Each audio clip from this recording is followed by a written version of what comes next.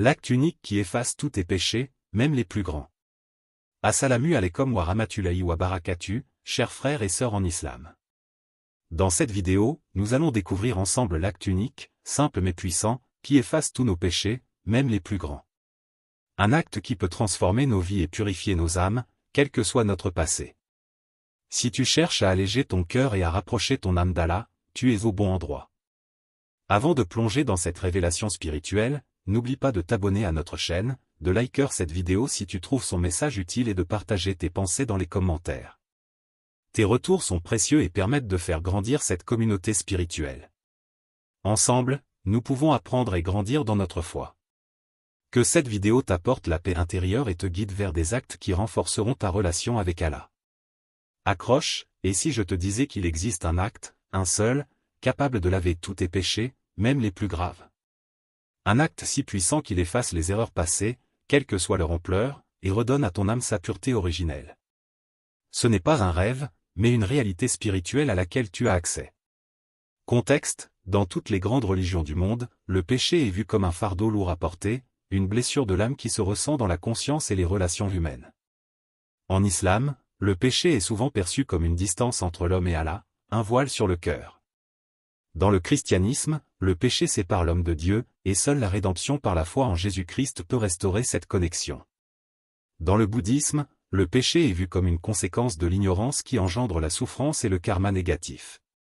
Quelle que soit la perspective, tous partagent une vérité fondamentale, le péché doit être effacé pour retrouver la paix intérieure. Annonce du sujet, mais, existe-t-il un moyen de purifier totalement notre âme, de retrouver cette innocence perdue? Oui, cet acte divin existe. Dans le Coran, Allah nous dit, ô mes serviteurs. Vous qui avez causé du tort à vos propres âmes, ne désespérez pas de la miséricorde d'Allah. Allah pardonne tous les péchés. Il est, en vérité, l'infiniment miséricordieux, Sourate Az-Zumar, 39, 53. Un acte divin, un acte de miséricorde infinie, qui efface tous les péchés, même les plus grands. C'est cet acte que nous allons explorer aujourd'hui. Le péché dans la spiritualité. Définition du péché, le péché, dans les différentes traditions religieuses, est perçu comme une rupture dans la relation de l'individu avec le divin, une violation de l'ordre spirituel ou moral établi. Ce concept universel met en lumière l'inadéquation de l'homme par rapport à une norme divine ou cosmique, ce qui entraîne une distance, voire une séparation, entre l'âme et sa source divine.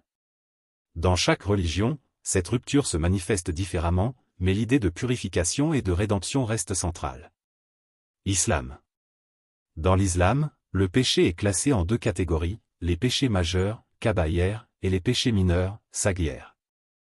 Les péchés majeurs incluent des actes graves comme l'association, shirk, d'autres divinités avec Allah, le meurtre, l'adultère, et la falsification. Les péchés mineurs sont des actions moins graves mais toujours condamnables, tels que des mensonges ou des comportements d'hypocrisie. Le concept de repentance, tauba, joue un rôle clé. Allah, dans son infinie miséricorde, offre aux croyants la possibilité de se repentir sincèrement de leurs péchés. Il est dit dans le Coran, et ceux qui, lorsqu'ils commettent une immoralité ou se font du tort à eux-mêmes, se souviennent d'Allah et demandent pardon pour leurs péchés et qui peut pardonner les péchés, sauf Allah. Sourate Al-Imran, 3, 135. Cette repentance sincère, accompagnée d'une volonté de ne pas retomber dans le péché, efface le fardeau du péché et rétablit la relation avec Allah. Christianisme. Dans le christianisme, le péché est d'abord vu comme une rupture entre l'homme et Dieu, causée par le péché originel d'Adam et Ève dans le jardin d'Éden. Ce péché originel a introduit la souffrance, la mort, et la séparation spirituelle dans le monde. Selon la doctrine chrétienne, tous les êtres humains naissent avec cette nature pécheresse, héritée de leurs premiers ancêtres. Les péchés personnels, quant à eux, sont les actes que l'individu commet de manière consciente, en opposition à la volonté divine. Le christianisme enseigne que la rédemption de l'humanité et le pardon des péchés passent par la foi en Jésus-Christ, dont le sacrifice sur la croix efface les péchés de ceux qui croient en lui. Le Nouveau Testament enseigne, il n'y a donc maintenant aucune condamnation pour ceux qui sont en Jésus-Christ, Romains 8h1. La foi en ce sacrifice purificateur permet aux croyants de se réconcilier avec Dieu et d'être libérés de la malédiction du péché. Bouddhisme. Dans le bouddhisme, le péché n'est pas vu de la même manière que dans les traditions monothéistes. Le péché n'est pas une offense contre un Dieu créateur, mais une conséquence de l'ignorance, avidya, de la vérité ultime de la vie, et du désir, Tana, qui découle de cette ignorance. Les actions négatives, karma négatif, résultent de cette ignorance et de l'attachement au monde phénoménal. Ces actions créent de la souffrance, dukkha, et conduisent à un cycle sans fin de renaissance, samsara. Ainsi, le péché, dans cette perspective, n'est pas un acte qui nécessite un pardon divin, mais une condition à transcender. L'objectif est d'atteindre l'éveil, nirvana, où l'individu est libéré de ce cycle de souffrance, par la pratique de la sagesse, de la moralité et de la concentration. La lourdeur du péché. Dans toutes ces traditions, la notion de péché est liée à la lourdeur de l'âme. Le péché, qu'il soit majeur ou mineur, agit comme une charge sur l'âme, la souillant et la coupant de son essence divine. Dans l'islam, le péché empêche l'âme de s'élever spirituellement et crée une barrière entre le croyant et Allah. Dans le christianisme, le péché entraîne une séparation de Dieu et du royaume des cieux, et le croyant porte ce poids tant qu'il n'est pas réconcilié par le sacrifice du Christ. En bouddhisme, le péché, ou plutôt les actions négatives, lie l'individu à la souffrance et à la renaissance, l'empêchant d'atteindre l'illumination. Il existe ainsi un fardeau invisible, mais lourd, qui affecte chaque être humain, l'éloignant de la paix intérieure et de la réalisation de sa nature véritable. C'est ce fardeau qui pousse les individus, quelle que soit leur tradition spirituelle, à chercher la rédemption, que ce soit par la repentance, le sacrifice ou la recherche de l'illumination. Le désir de purification, de réconciliation et de retour à l'unité avec le divin est une quête commune à tous les êtres humains, quelle que soit leur croyance. Les conséquences des péchés. L'impact spirituel. Le péché a un impact profond et néfaste sur l'âme humaine. Spirituellement, il agit comme une lourde charge qui obscurcit la conscience. Dans l'islam, le péché éteint la lumière du cœur et empêche l'individu de se rapprocher de Allah. Le Coran nous rappelle, ceux qui ont péché et ne se sont pas repentis, leur cœur est devenu endurci, Surat al-Mutaffifin, 83, 14. Cet endurcissement du cœur empêche l'âme de ressentir la beauté de la foi et la paix intérieure.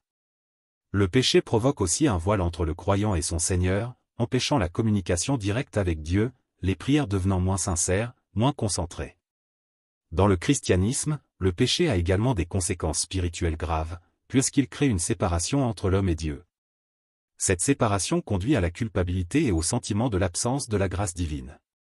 L'âme, incapable de se libérer du fardeau de ses erreurs, sombre dans la désespérance, ce qui bloque l'accès à la véritable paix spirituelle.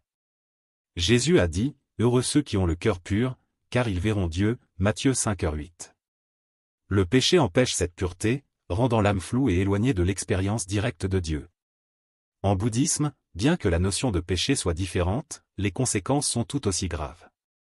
Le karma négatif, causé par des actions, pensées et intentions impures, crée une souffrance persistante. Ce karma empêche l'âme d'atteindre l'éveil et fait renaître la personne dans le cycle de samsara, entraînant une souffrance continuelle jusqu'à ce que la purification ait lieu. L'impact social et personnel. Les conséquences des péchés ne se limitent pas à la sphère spirituelle, elles affectent également les relations humaines et la paix intérieure. Sur le plan personnel, le péché engendre un sentiment de culpabilité et de honte, perturbant l'équilibre intérieur. L'individu se sent détourné de sa véritable nature, éprouvant une déconnexion intérieure. Cette dissonance peut se traduire par des troubles émotionnels, de la dépression, et un manque de sérénité, rendant difficile le chemin vers la paix. Socialement, les péchés affectent les relations interpersonnelles. Les mensonges, les trahisons, l'orgueil ou l'hypocrisie fracturent les liens familiaux et communautaires. Dans l'islam, cela se manifeste par la rupture des relations avec les proches, par l'incapacité de maintenir l'harmonie dans la société, et par des conflits incessants. Le péché est donc une force de division, conduisant à l'isolement, au rejet, et à la méfiance. Le prophète Muhammad, paix et bénédiction sur lui, a dit, « La médisance tue la fraternité, Sahih Muslim ». Dans le christianisme, les péchés causent une distance non seulement entre l'individu et Dieu, mais aussi entre les personnes. La culpabilité associée au péché peut empêcher l'individu de se réconcilier avec ses proches, brisant ainsi les relations humaines essentielles à l'épanouissement personnel et spirituel. Le péché nourrit la division, qu'il soit entre l'homme et Dieu ou entre les membres de la communauté. Le bouddhisme, quant à lui, enseigne que l'ignorance et l'attachement créent des liens karmiques négatifs, qui entravent l'harmonie et l'équilibre dans les relations avec les autres. L'individu perd sa capacité à agir avec sagesse et compassion, ce qui aggrave les conflits et les souffrances dans sa vie. La quête de purification. Face à ces lourdes conséquences, l'humain cherche la purification. Dans toutes les traditions religieuses, cette purification est la clé pour restaurer l'harmonie intérieure et la relation avec le divin. Dans l'islam, le chemin de purification passe par la repentance sincère, tawba, la prière, salah, et l'accomplissement des bonnes actions. Le Coran nous guide, et repentez-vous devant Allah, tous ensemble, aux croyants, afin que vous réussissiez, sourate An-Nur, 24h31. Le croyant doit revenir vers Allah, lui demander pardon, et s'engager à ne plus commettre les mêmes fautes. En christianisme, la purification se trouve dans le sacrifice de Jésus-Christ, qui permet aux croyants de recevoir la grâce de Dieu, lavant ainsi ses péchés. La prière et la confession sont des actes essentiels pour se réconcilier avec Dieu. Le christianisme invite également à pardonner les autres, afin d'obtenir soi-même le pardon divin.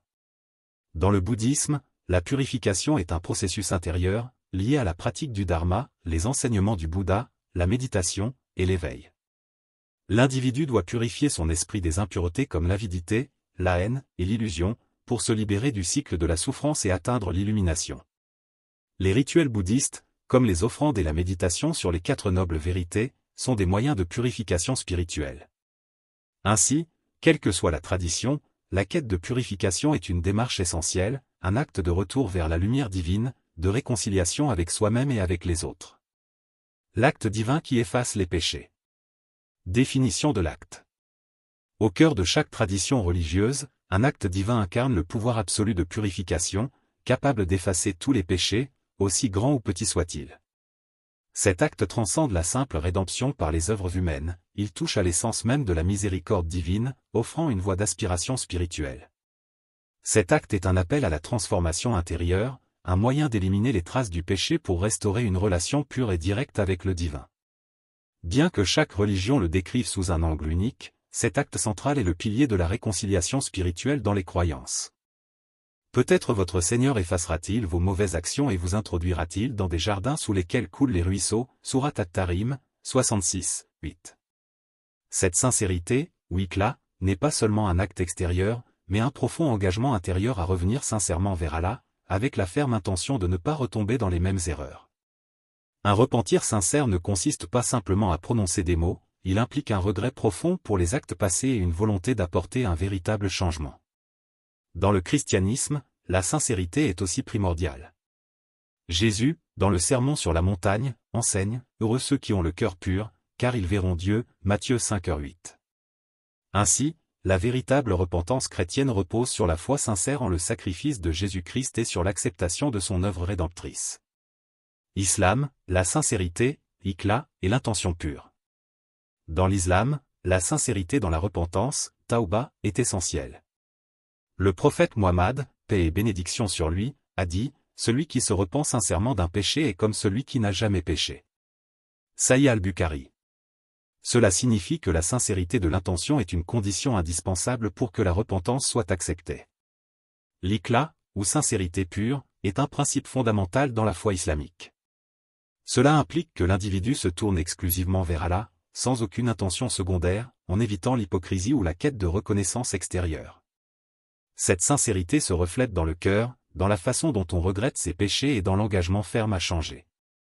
Christianisme, la foi et l'acceptation du sacrifice de Jésus. Dans le christianisme, l'acte de repentance et de rédemption repose sur la foi en Jésus-Christ. Ce n'est pas seulement un repentir d'actes externes, mais une transformation intérieure de cœur.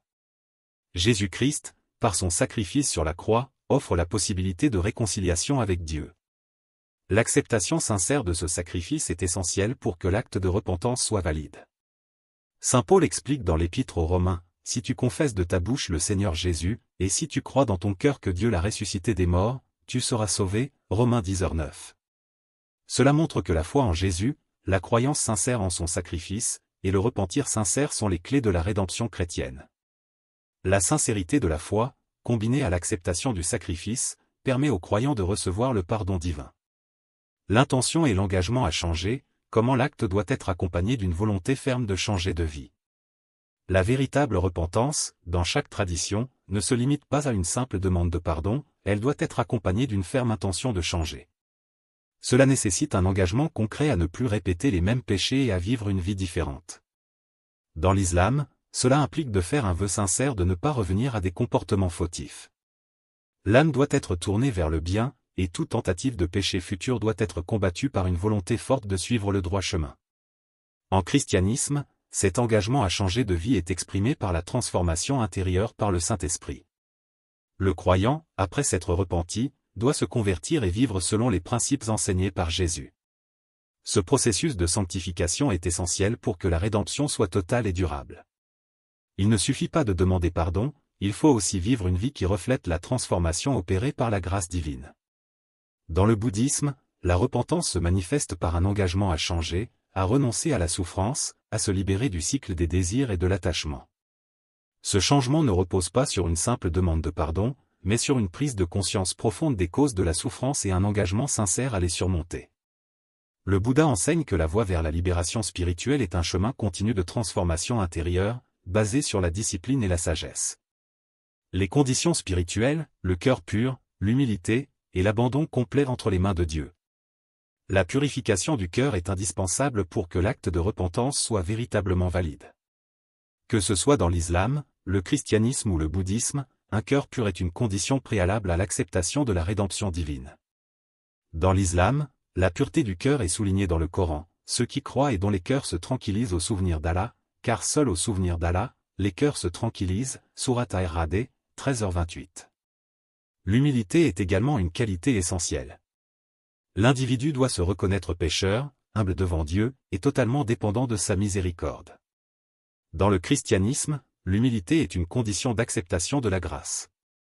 Jésus a dit, « Celui qui s'élève sera abaissé, et celui qui s'abaisse sera élevé » Matthieu 23h12. L'humilité devant Dieu est essentielle pour recevoir son pardon. L'abandon complet entre les mains de Dieu est la clé de la transformation spirituelle. En islam, cela se traduit par un tawakkul, confiance en Allah, et en christianisme par la foi totale en Dieu. L'individu doit s'en remettre à la miséricorde divine, abandonnant son orgueil et son désir de contrôle. Cette soumission spirituelle est ce qui permet aux pécheurs de recevoir un pardon complet et total. Les bienfaits de l'acte unique. Purification de l'âme, l'élévation spirituelle que cet acte procure, et la paix intérieure qui suit. L'un des bienfaits majeurs de cet acte divin est la purification de l'âme. Lorsqu'un individu se repent sincèrement et se tourne vers le divin avec un cœur pur, il expérimente une élévation spirituelle profonde. Ce processus ne consiste pas seulement à se débarrasser de la culpabilité des péchés, mais aussi à restaurer l'harmonie intérieure. Dans l'islam, la repentance sincère, tauba, est une véritable purification de l'âme, permettant à la lumière de la foi de se réintroduire dans le cœur du croyant. Le Coran dit, « Ceux qui croient et accomplissent de bonnes œuvres, leur Seigneur les guidera par leur foi » Sourate 47, 12. Après la repentance, l'âme se libère du fardeau des erreurs passées et trouve une paix intérieure qui n'était plus accessible auparavant. Dans le christianisme, la purification de l'âme est intimement liée au sacrifice du Christ. Ce sacrifice, en effaçant les péchés, permet au croyant de retrouver la pureté originelle de son âme. L'acte de croire et de se repentir ouvre la porte à une paix spirituelle qui dépasse les circonstances humaines, et le croyant est rempli de la paix de Dieu, comme le dit l'apôtre Paul, « La paix de Dieu, qui surpasse toute intelligence, gardera vos cœurs et vos pensées en Jésus-Christ » Philippiens 4h7. Dans le bouddhisme, bien que la notion de péché soit moins centrale, la purification de l'âme se produit par l'éveil à la vérité de la souffrance et l'élimination des attachements et illusions. L'atteinte du nirvana, cette paix ultime, résulte de la purification de l'esprit de toutes les impuretés. Rétablissement de la connexion divine, la restauration de la relation avec le divin, et le sentiment d'être pardonné. L'acte divin qui efface les péchés permet de rétablir la connexion divine. Lorsque l'individu se repent sincèrement, il retrouve une relation pure et directe avec Dieu. Dans l'islam, Allah promet à ceux qui se repentent sincèrement d'effacer leurs péchés, et leur relation avec lui est restaurée. Le Coran affirme, ceux qui se repentent, croient et accomplissent de bonnes œuvres, ceux-là sont les meilleurs des créatures, Sourate Al-Bayyinah, 98, 7. Le repentir rétablit cette relation, éliminant la distance créée par le péché et réintroduisant la proximité divine. Dans le christianisme, le pardon de Dieu, obtenu par la foi en Jésus-Christ, restaure la relation avec lui. Le Christ a ouvert la voie de la réconciliation entre l'homme et Dieu par son sacrifice. Le croyant, en recevant ce pardon, peut de nouveau entrer dans une communion intime avec Dieu, sans la barrière du péché. Jésus a dit, que celui qui a soif vienne à moi et qu'il boive. Jean 7h37. Cette invitation est une restauration de la relation divine, permettant à l'individu de vivre dans l'amour et la grâce de Dieu. En bouddhisme, la purification par l'éveil permet de se reconnecter à la vérité ultime et à la nature fondamentale de l'existence. Ce retour à l'harmonie cosmique est un processus de réconciliation avec soi-même et avec l'univers. Libération des chaînes du péché, la libération de l'âme des fardeaux du passé, et l'opportunité de commencer une nouvelle vie. Un autre bienfait profond de cet acte divin est la libération des chaînes du péché. Lorsque l'on se repent sincèrement, on se libère des fardeaux du passé. Le repentir efface les erreurs commises et permet à l'âme de renaître, sans le poids de ses fautes antérieures. Dans l'islam, Allah promet de pardonner ceux qui reviennent sincèrement vers lui, leur offrant ainsi une chance de recommencer. Le prophète Muhammad, paix et bénédiction sur lui, a dit, lorsque le serviteur se repent sincèrement, Allah efface ses péchés comme s'ils n'avaient jamais existé. Cette libération ouvre la porte à une nouvelle vie, sans la lourdeur des erreurs passées. Dans le christianisme, le sacrifice de Jésus-Christ permet de briser les chaînes du péché et d'offrir à chacun la possibilité d'une nouvelle vie. Le chrétien n'est plus esclave du péché, mais est libéré par la grâce divine. Saint Paul dit, « Si donc le Fils vous rend libre, vous serez réellement libre. » Jean 8h36. Cette liberté spirituelle est la possibilité d'un nouveau départ, d'une vie guidée par l'Esprit de Dieu. En bouddhisme, la libération des chaînes karmiques permet à l'individu de se réapproprier sa vie et de se libérer du cycle des renaissances. La pratique spirituelle mène à une vie plus éveillée et plus sereine, affranchie des attachements et des souffrances. Le témoignage des prophètes et saints, des exemples de figures religieuses ayant expérimenté cette purification divine. De nombreuses figures religieuses témoignent de la puissance de cet acte divin et de ses effets transformateurs. Dans l'islam, l'exemple du calife Omar ibn al-Khattab, qui était autrefois un persécuteur des musulmans avant de se convertir, illustre la puissance de la repentance. Après son acceptation de l'islam, il est devenu l'un des plus grands dirigeants et défenseurs de la foi. Dans le christianisme, l'exemple de Saint Paul est particulièrement frappant. Ancien persécuteur des chrétiens, sa rencontre avec Jésus-Christ sur le chemin de Damas a transformé sa vie. Il s'est repenti et a consacré sa vie à prêcher l'Évangile, devenant l'un des plus grands apôtres du christianisme. Dans le bouddhisme, des maîtres comme Bodhidharma, qui ont surmonté des années de souffrance spirituelle pour atteindre l'éveil, sont des exemples vivants de la purification par la pleine conscience et la méditation. Leur expérience démontre que le chemin de la purification et de la réconciliation est accessible à tous. Ces exemples montrent que l'acte divin de repentance ou d'éveil, bien qu'universel dans ses principes, possède une puissance qui change radicalement la vie de ceux qui s'y engagent sincèrement. Les obstacles à la repentance et à la rédemption. L'orgueil et la honte, pourquoi certaines personnes n'osent pas se repentir malgré la possibilité de rédemption. L'orgueil et la honte sont parmi les obstacles les plus puissants à la repentance. Beaucoup de personnes, même en sachant qu'il existe une porte ouverte à la rédemption, hésitent à se tourner vers Dieu à cause de l'orgueil personnel. L'orgueil peut se manifester par une réticence à reconnaître ses erreurs et à s'humilier devant le divin. Dans l'islam, l'orgueil est une des caractéristiques de Satan, qui s'est rebellé contre Dieu par arrogance. Celui qui laisse son orgueil l'empêcher de se repentir se prive de la miséricorde d'Allah. Dans le christianisme, l'orgueil empêche de reconnaître la nécessité de la grâce divine, et il est souvent lié à la croyance erronée que l'on peut mériter seul la rédemption, sans la foi et le sacrifice de Jésus. De plus, la honte liée au péché passé peut amener une personne à se sentir indigne de pardon, l'empêchant de se tourner vers Dieu, croyant que son péché est trop grave pour être pardonné. Le doute et le désespoir, la croyance erronée que certains péchés sont trop grands pour être pardonnés.